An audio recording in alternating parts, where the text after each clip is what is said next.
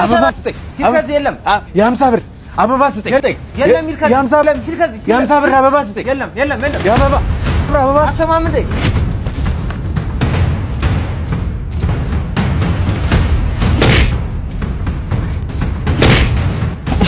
ምን ይሰራል ከአበባ አንተ ማማ ናፍቃኝ መቃብር ጋር ልሄድ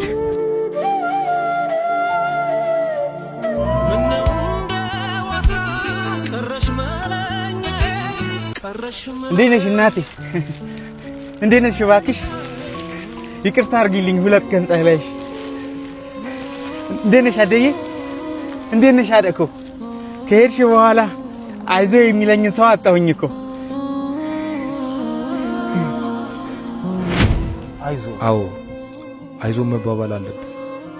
አንዳችን ለአንዳችን እናስፈልጋለን።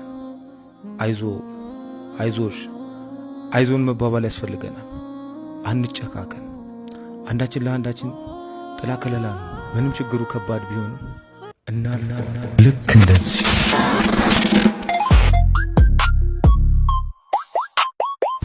ወንድሜ በእናትህ ልብስ እንዴት እንዳበሰበስከው። እሰይ ማን ራስ የውሃ ጨዋታ ጀምራል። ባንክ ቡኬን አበሰበስከው በእናትህ። የምን ባንክ ነው? የዳሽን ባንክ እኮ ደንበኛ እኮ ነኝ። ለምን? ከዘመኑ ጋር አብሮ የዘመነ ባንክ ነው።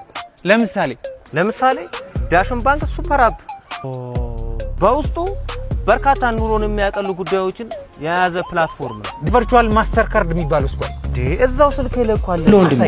ዓለም አቀፍ ተቀባይነት ያለው በውጭ ሀገር ለሚደረጉ ክፍያዎችና ግብይቶች ተብሎ የተዘጋጀ በእጃችን የምንይዘው ሳይሆን በስልካችን የሚቀመጥ ቨርቹዋል ካርድ። አረ ወንድሜ በእናትህ ና ባንክ ቤት እንሂድ፣ ለኔም አካውንት ክፈትልኝ። አረ በእናትህ ወንድሜ መሄድ እኮ አይጠበቅብንም።